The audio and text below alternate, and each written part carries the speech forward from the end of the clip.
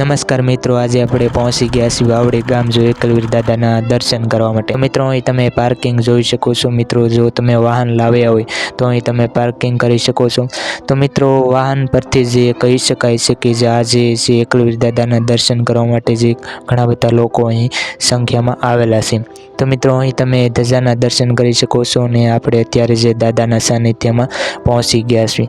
તો મિત્રો આજુબાજુ જે તમે જોઈ શકો છો કે આજે સૌદ હોવાથી જે બહોળી પ્રમાણમાં છે લોકો દર્શન કરવા માટે અહીં આવ્યા છે।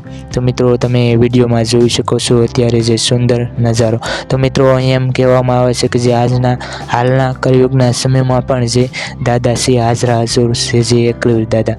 અહીંના ભોવા જે બાબુભા બાપુ અને મુના બાપુ અહીં ભોવા છે મિત્રો।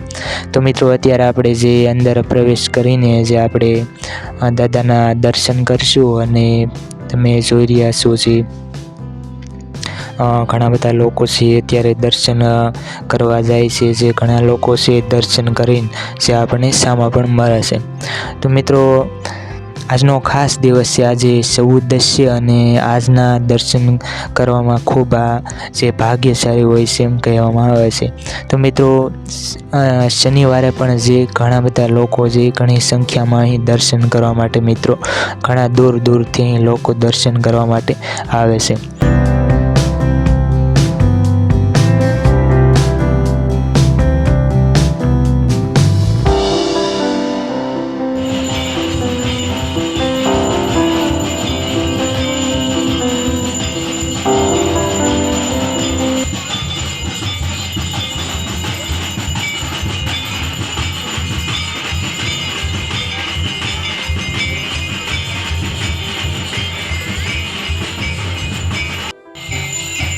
તો મિત્રો અત્યારે તમે લાઈવ આરતીના દર્શન કરી શકો છો અને જે ભાઈઓ બહેનો છે એ બેસી ગયા છે। તો મિત્રો કમેન્ટમાં જરૂર નામ લખજો જય એકલવીર દાદા અને તમે પણ જરૂર અહીં એકવાર દર્શન કરવા માટે આવજો।